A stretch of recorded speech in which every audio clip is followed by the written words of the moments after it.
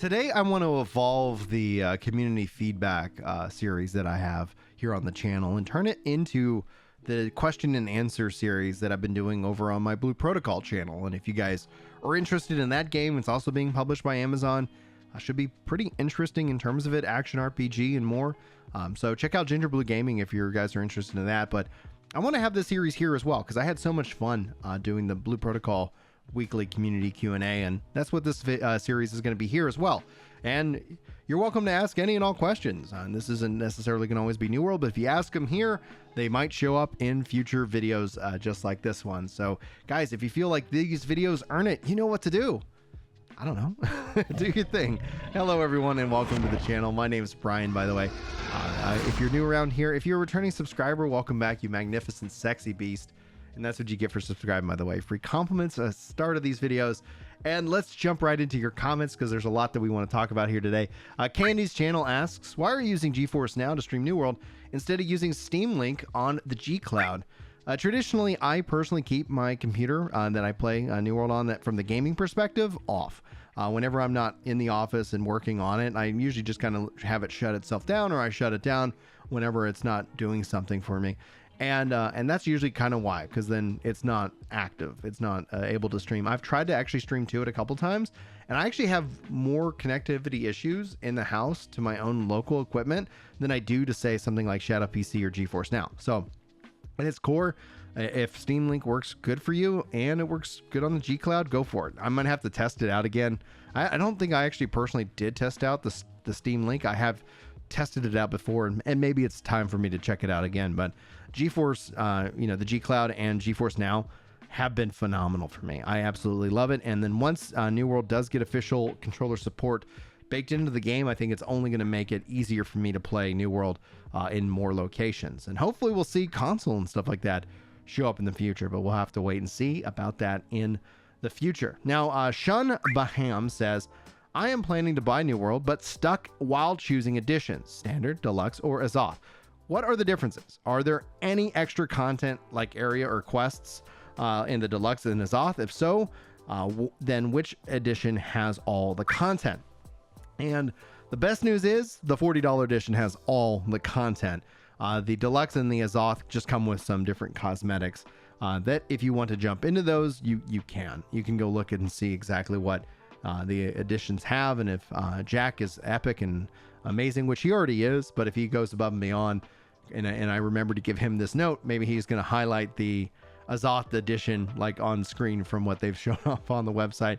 So if he does that, be sure to say thanks, Jack, in the comments so he can feel the love that you guys can give to him. But that's one of the things that this is like. This almost is a pivotal topic for its own video, so I'll keep this answer short. You can kind of see how some of the corruption of how gaming and monetization has evolved when you feel like the content for the game isn't included in the game. You have to get a Deluxe or an Azoth edition. We're talking about you, Destiny, if you're not aware. As much as I love Destiny, that's a part of the problem. It starts to bake in that as commonplace, and I'm really glad. I think New World has literally the best monetization that is out there. Now, somebody did counter that they believe that, and I'm drawing a blank on the game, Warframe.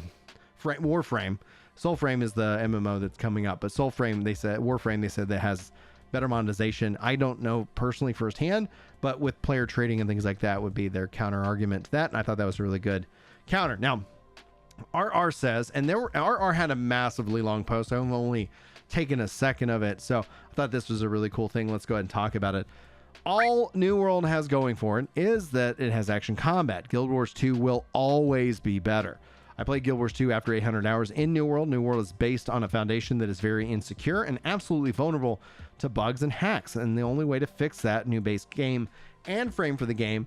And the cons list for this game in the video is 6 minutes for the video LAMFO, and the state of the game and the refresh. Though I had been intensely watching the game progress, or rather reset and nearly die, I have been watching in hopes that it would grow again before I invest further time than that. 800 hours nearly wasted for me since my character is useless now. Lol. I don't get that at all. The fact that they moved my character from my world and all my friends initially had without knowing, no way to get back either without paying, lol. So I don't really enjoy supporting bad businesses, but it is a solid base for a game. However, now RR I think clearly has I would say the root of the frustration is coming probably from when they got transferred, quote unquote. And what it was is that in order to prep for all the servers for people who had not played since February, they just moved them into kind of a holding place. And you should have been able to actually pick your server. So that could have been something that you weren't aware of and you picked the wrong server. Your friends are already on another server, or your friend's server is full. We all agree the server structure of the core game of New World has to improve. They are working on it, but it's one of those things that's just not going to be ready anytime soon. We know the first entry of cross server play is coming in the summer, and I think from there we'll start to see more and more improvements time and time again. Now, Guild Wars 2 will always be better. I always try to avoid, did it right there, these kind of like that kind of language, always and never.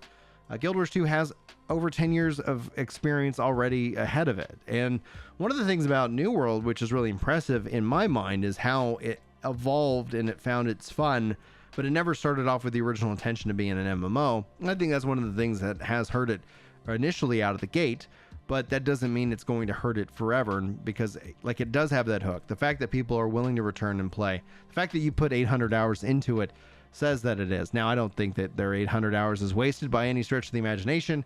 I just think that they're frustrated and burnt out. If they're having fun at Guild Wars 2, that's a good thing. Celebrate that. Like, I want more players in the MMO genre. I want more people enjoying what's great about the genre. And I think the New World could learn a lot from Guild Wars 2. Talk about the enemy XP bonus. That needs to happen. Post-progression XP needs to happen. You marry those two together, and I'm going to be a very, very happy camper. But yeah, I think I'm going to go in with that. They, I get frustrated when people say like they have to completely redo the game. Like, that shows their lack of understanding in terms of development, and that's a gamer versus dev thing, right? Like, if I could have a genie in a bottle and be like, all right, in order to enjoy video games, you must go spend 2 years, working on the floor, and then you'll have a greater level of appreciation for the miracle that is the video game. That's always been my impression. Seeing what these people go through and the end result, like in my mind, video games are an achievement, a modern human miracle. And then I'll stand by that. Now, guys, if you like these videos and these content, like, sub, and share. And if do so, here's a cute picture of an otter as a thank you for doing that. I appreciate you guys for hitting that like button. It helps these videos out algorithmically. And let's continue on with Thomas saying, does this game do anything different than other MMOs? Or, he phrased it differently. I kind of paraphrased it. And I would say that the question about it is really what's your language of MMO? This is a very different game from World of Warcraft, which is what initially starts to rub people the wrong way. They've been trained to speak WoW, and when they come in, there's some of the languages that's in common, but then they get into the core of it that it's not a theme park, it's a sand park. And I stand by that. I know the devs that use the term theme park. I'm trying to educate them that they should lean into sand park as the core crux of what they're building and what they have within the game itself. We'll see if I'm successful. And if Scott, you're listening, thank you so much for all the hard work and your team does. But beyond just Scott alone, sand park, sand park, sand park. I think that is the future of what the MMO genre needs and will find successful. But does it do anything different? Does it do anything special? I think the world, the immersiveness that's open world is very different from what is out there. Like, I haven't seen anything else like that in the MMO RPG. So I would say it's a world, and that is definitely different. Action combat is different from any other MMO out there. When it comes down to, like, it's got quests, it's got some of the commonality things, and I would say that generally when I hear this question asked, not all the time, not going to use an always statement, but generally when I hear this question asked, it's usually from somebody who doesn't like MMOs, but is just either about hype or about just kind of like, or trying to find a reason not to, so yeah, there will be quests that you go and fetch things and kill things and do those kind of things like that. But I do think the combat stands out. I do think the world is immaculate, in its vision and how it plays. I think the devs have been doing a really good job, in terms of that, but it's hard to say because it is in this way an MMORPG. And I don't think it has to be so different. I think it just needs to evolve the good ideas out there and then try to introduce a few of its own takes on things, as my voice seems to fail me. I think at this point it's just easy enough to jump into Captain Morgan's comment saying, at this point I have zero incentive to turn PvP on. I have only ever done so since the fresh start, and why would I sacrifice my game time for some infantile-minded player's fluctuation emotional state and his or her ego and need to pwn somebody? Anybody? Change my mind, AGS. I really hope that we see some territorial changes, that reworks kind of giving more incentive to open world PvP. I think the incentive structure has to be really considered, and there needs to be value in it. And it's interesting because you get more experience if you kill a player in PvP longer than they are, the longer they're alive. And so there's a leveling incentive there that ends and just dies at level 60. Same thing with kind of the faction and territory controls XP bonuses as well. So there's some interesting aspects that I would love to see happen and change here in the future. But we do know that they're working on the territory changes, and I don't think you need to worry about having and turning PvP on unless you want to.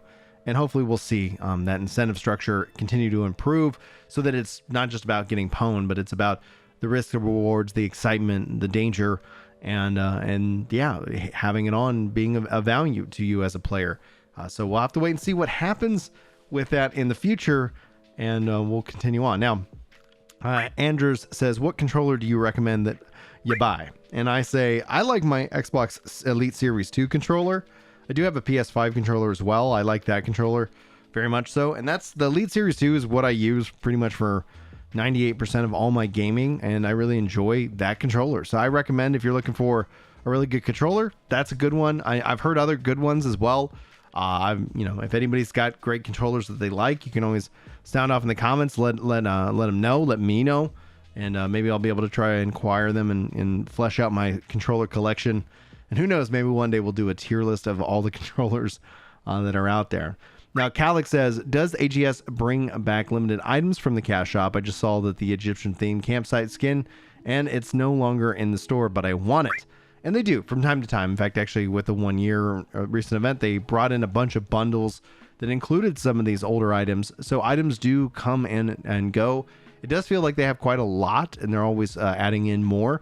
And that's kind of the nature of kind of their cash shop. They have things that are continually fill in, and they do have limited time seasonal items that are only available to cause that exact thing, the FOMO of missing out on, oh, it's here, I should be able to get it. Oh, there's these items that I can't get yet. But yeah, I would expect that we would see maybe the Egyptian theme campsite skin and more to make a return in the near and or future. But we don't have any details on that. Now, SirNeckcramp says, are there always mutated expeditions? I'm only level 49 and can't run any of them yet. And yes, there's always, at this moment, 2 mutated expeditions up per week. As they add more of the different expeditions into the game, I would expect we might see that bump up to 3 here at some point. Now, at some point in the future where, and I would, again, that's many of the expeditions being added, because there was a time where it was just 1, they have moved to 2, and I would expect that if we end up getting about 5 to 6 more expeditions, that I could see it bumping up to 3, so that you're not waiting forever for your mutated expedition to kind of pop up. There's a lot of value in them, and it's good that they change week over week, because then it adds some variety to the game itself. And they are going to be working on updating the mutated expeditions. I think they're going to kind of shrink the levels themselves, because that way people can find more players to play with in a certain tier. Now, Norman says, I couldn't care less. Where's transmog and mounts? And I think we should put some kind of wild speculation alert warning here on the screen, letting you guys know. We know the transmog is coming in the summer update of 2023, but they did not list mounts on the roadmap, but they have confirmed mounts are coming to this game. Personally speaking, I would love a glider. I think a glider in this game would be sick. It would be really exciting to see how that would play out in the future. And so yes, I think a glider in this game would be amazing. But in terms of mounts specifically, I do feel, wild speculation, guys, that around 2.0, and assuming that with the next release in the fall, that ends up kind of coinciding with it, where we had the Brimstone, and then this next fall coming up, another big update, another marketing update, another hype push, etc. you end up seeing that that aspect, and I could see mounts kind of coming into play at that time, because that seems like that could be a really exciting release, along with who knows whatever else they've got planned. So wild speculation, but I would think maybe fall 2023, that kind of time frame for that kind of big update will be what we see and what we get. So that's going to be where I kind of conclude this video, guys. Thanks so much for tuning in. Thanks for the great comments, questions, etc. And yeah, sound off with your comments and with your questions specifically. And we'll keep this series rocking and rolling. I'm going to hopefully deliver this at least once a week, but if I can at least get 1 to 2 out a month, I think that's going to feel really good. But you guys can let me know based off your reception of this, based off of the demand. I'm here to help hopefully make your day better and make your grind better and make your, your daily grind better. There we go. Anyway, guys, thanks for listening. Thanks for being here. Hopefully you enjoyed the video. Hopefully I'll see you in the next one. But until then, take care.